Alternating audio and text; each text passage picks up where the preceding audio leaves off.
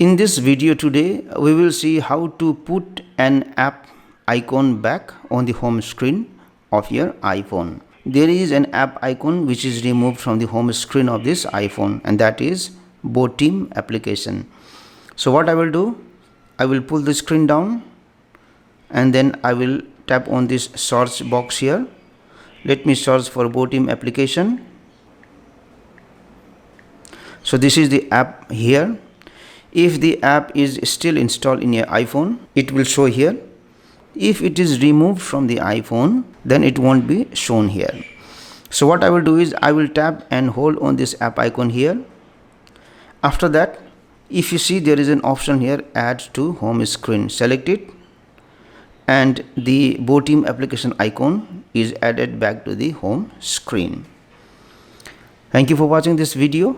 Please like and comment on this video if you found it helpful. Also click on the subscribe button and hit on the bell icon to get the notification of our latest videos for free.